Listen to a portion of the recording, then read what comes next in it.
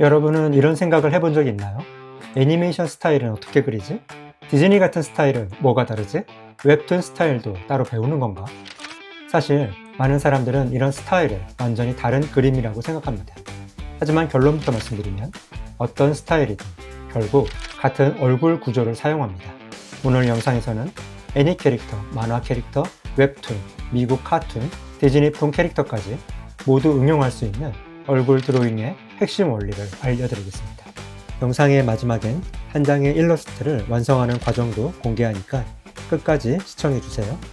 그리고 영상을 보기 전에 짧게 말씀드리면 매달 얼굴과 인체 드로잉 챌린지를 다양한 얼굴, 인체 과제를 함께 수행하며 1대1로 피드백도 드리고 있습니다. 혼자 연습하는 것보다 함께 그리는 편이 훨씬 꾸준히 하게 되더라고요. 관심 있으신 분들은 고정 댓글의 링크를 참고해주세요. 자, 이제 시작하겠습니다.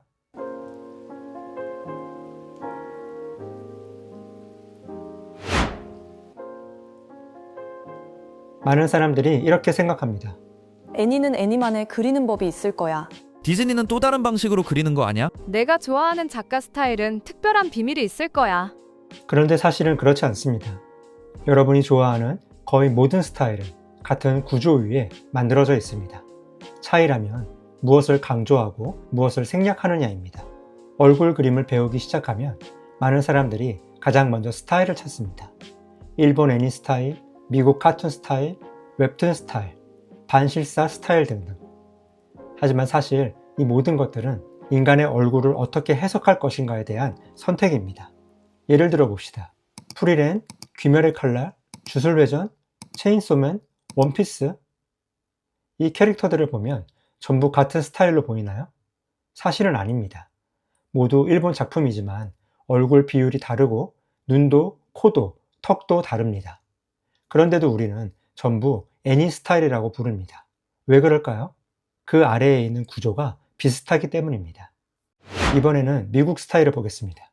디즈니, 픽사, 드림웍스, 소니, 아케인. 이 작품들도 전부 다르게 생겼습니다. 그런데 우리는 미국 애니메이션 스타일 또는 카툰 스타일이라고 묶어버립니다. 즉, 사람들은 눈, 코, 입의 세부 디자인보다 전체적인 구조와 비율을 먼저 인식한다는 뜻입니다. 그리고 이것이 오늘 영상에서 가장 중요한 첫 번째 핵심입니다. 많은 사람들이 스타일을 새로운 얼굴이라고 생각합니다. 하지만 사실은 반대입니다. 스타일은 새로운 얼굴을 만드는 것이 아니라 기존 얼굴을 단순화하는 과정입니다. 스타일은 창조가 아니라 변형이죠. 실제 사람 얼굴이 있다고 가정해 봅시다. 그 얼굴에서 눈을 크게 만들고 코를 줄이고 입을 단순하게 만들면 애니 캐릭터가 됩니다. 반대로 눈을 조금 구체적으로 표현하고 코를 입체적으로 만들고 광대를 살리면 미국 스타일이 됩니다. 그런데 중요한 것은 둘 다 같은 인간 얼굴에서 시작했다는 것이죠. 그래서 스타일을 공부하기 전에 구조를 공부해야 합니다.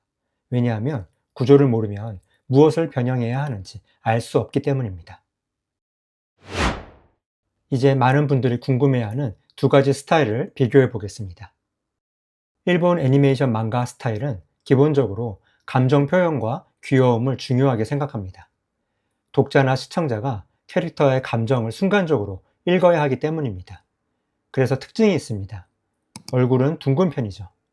왜냐하면 둥근 형태는 본능적으로 귀엽고 어리고 친근하게 느껴지기 때문입니다. 그래서 일본 스타일은 대체로 귀여움 혹은 감정 전달이라는 목적을 가지고 발전해 왔다고 볼 수 있습니다. 눈이 큽니다. 기쁨, 슬픔, 분노, 당황, 놀람, 설렘, 거의 모든 감정이 눈에서 표현됩니다.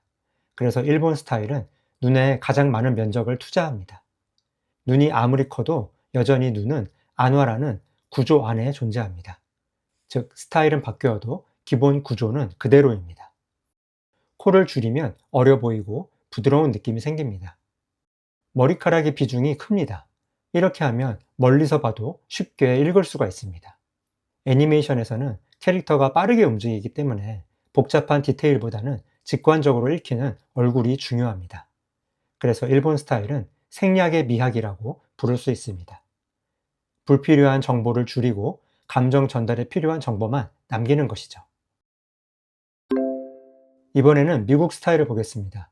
미국 스타일은 일반적으로 실루엣과 입체감을 매우 중요하게 생각합니다. 그래서 얼굴은 각이 살아있고 광대를 표현하고 턱선도 뚜렷하고 코도 살아있습니다. 눈도 크지만 애니 스타일처럼 단순한 원형보다는 실제 눈꺼풀 구조를 더 많이 표현합니다. 그래서 미국 스타일은 일본 망가보다 조금 더 현실적으로 느껴집니다. 물론 작품마다 차이가 있지만 대체로 일본 망가 스타일보다는 얼굴의 볼륨을 더 많이 보여주는 경향이 있습니다. 그래서 캐릭터가 마치 조각처럼 느껴지기도 합니다. 그래서 이 두 그림은 전혀 달라 보입니다. 그런데 재미있는 사실이 있습니다. 둘 다 같은 인간의 얼굴을 기반으로 만들어졌다는 것이죠. 이 부분은 오늘 영상의 핵심입니다. 초보자들이 가장 많이 하는 실수가 있습니다. 애니를 좋아하면 애니를 따라 그리고 웹툰을 좋아하면 웹툰을 따라 그리는 것이죠. 물론 따라 그리는 연습도 중요합니다.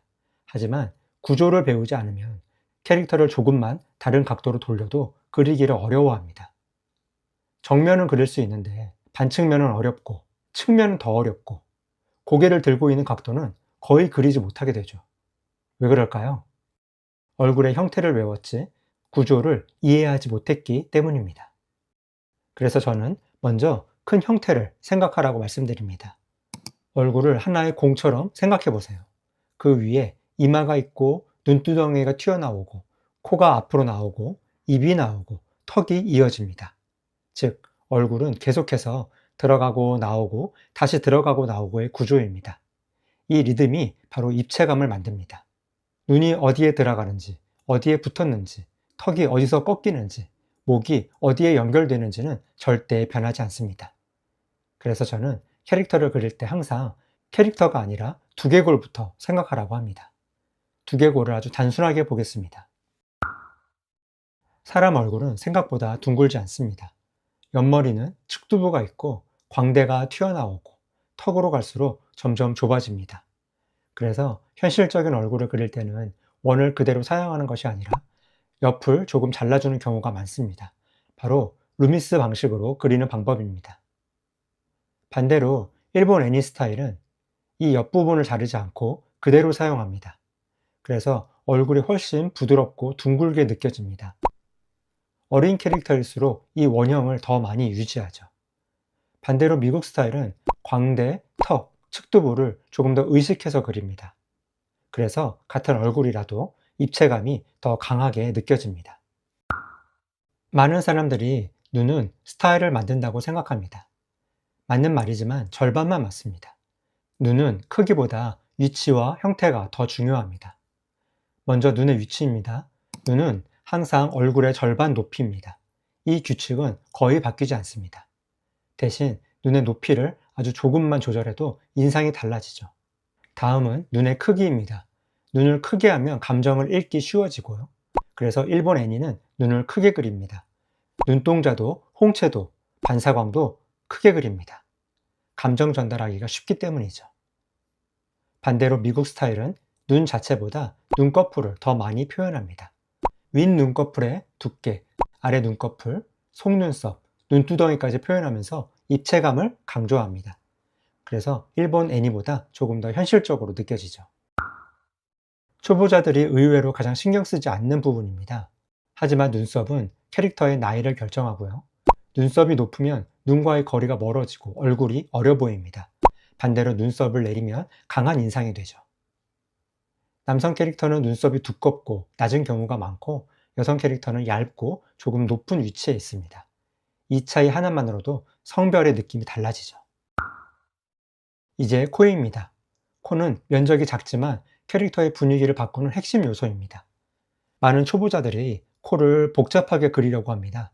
하지만 프로 작가들을 보면 오히려 단순하게 그리는 경우가 많습니다. 왜냐하면 코는 선을 많이 그릴수록 현실적으로 보이고 선을 줄일수록 스타일화되기 때문입니다. 입은 생각보다 아주 작은 요소입니다. 하지만 위치가 조금만 틀어져도 얼굴 전체가 무너집니다. 특히 코와 입 사이가 너무 멀어지면 인중이 길어져서 원숭이 같은 인상이 됩니다. 그래서 입은 가능하면 코와 가까운 위치에 유지하는 것이 좋습니다. 턱은 성격을 만듭니다. 둥글게 만들면 귀엽고 뾰족하게 만들면 날카롭습니다.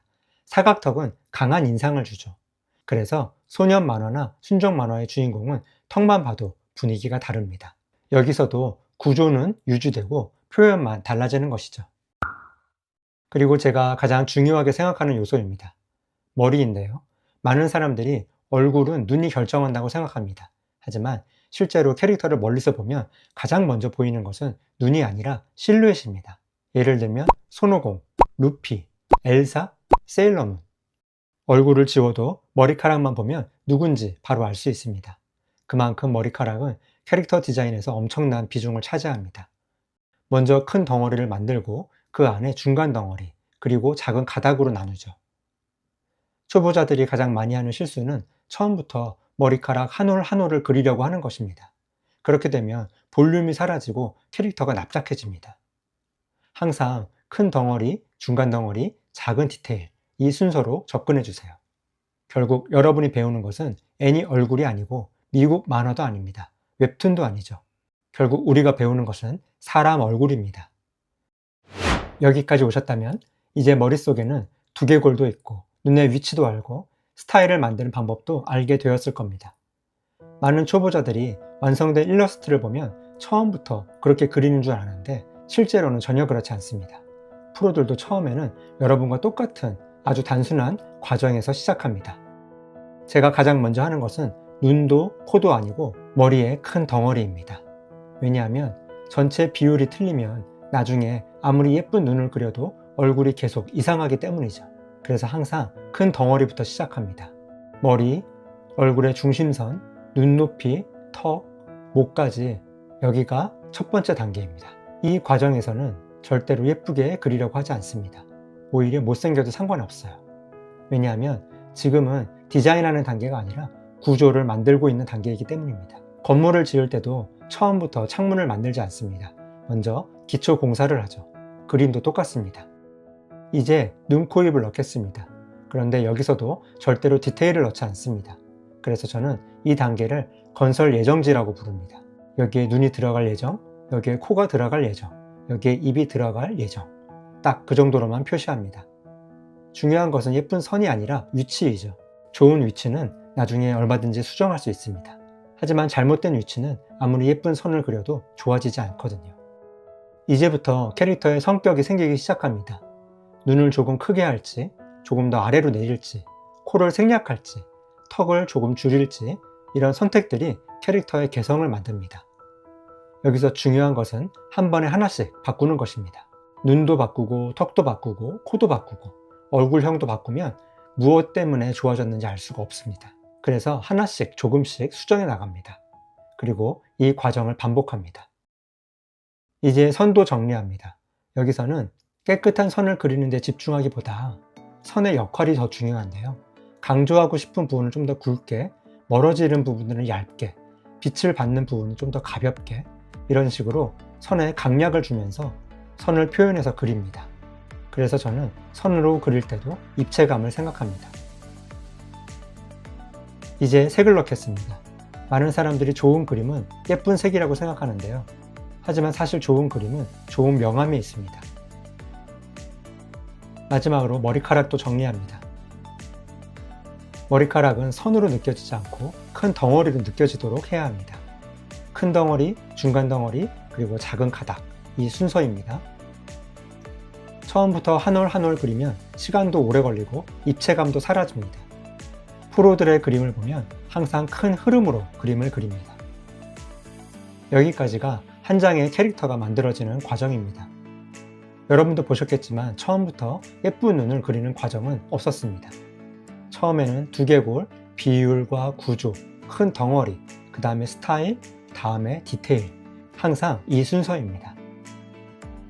그리고 이 순서는 애니를 그릴 때도, 웹툰을 그릴 때도, 미국 만화를 그릴 때도, 게임 일러스트를 그릴 때도 모두 똑같습니다. 오늘은 애니 스타일과 미국 만화 스타일을 예로 설명했지만 이 모든 건 사람의 얼굴을 이해하는 방법입니다. 스타일은 시대에 따라 바뀌고 유행도 계속 변합니다. 10년 전 유행하던 그 그림체와 지금 유행하는 그림체는 또 다르고 앞으로도 계속 달라질 것입니다. 하지만 사람의 얼굴 구조는 변하지 않습니다. 그래서 얼굴 구조를 이해한 사람은 유행이 바뀌어도 새로운 스타일을 빠르게 흡수할 수 있습니다. 반대로 스타일만 외운 사람은 유행이 바뀔 때마다 처음부터 다시 시작해야 합니다. 그래서 저는 항상 스타일보다 구조를 먼저 배우라고 이야기합니다. 그리고 사실 이런 영상 하나만 보고 실력이 크게 늘기는 어렵습니다. 그림은 아는 것보다 직접 그려보는 시간이 훨씬 중요하기 때문입니다. 그래서 제가 드로잉 챌린지를 만드는 이유도 바로 여기에 있습니다.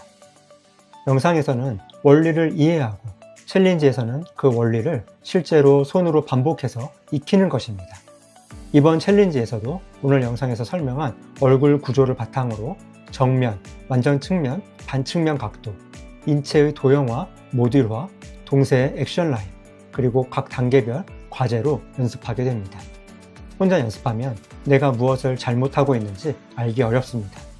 하지만 피드백을 받으면서 연습하면 잘못된 습관을 훨씬 빠르게 수정할 수 있습니다. 여러분의 목표가 단순히 이 그림을 하나 따라 그리는 것이 아니라 어떤 스타일이든 스스로 그릴 수 있는 실력을 만드는 것이라면 이번 챌린지가 큰 도움이 될 것입니다. 신청 링크는 아래 고정 댓글에 있습니다. 이번 영상이 도움이 되셨다면 좋아요, 구독도 부탁드리고요. 다음 영상에서는 얼굴을 넘어서 표정과 감정 연출, 그리고 다양한 각도의 얼굴을 자연스럽게 그리는 방법도 함께 다뤄보겠습니다. 그럼 다음 영상에서 또는 챌린지에서 뵙겠습니다. 감사합니다.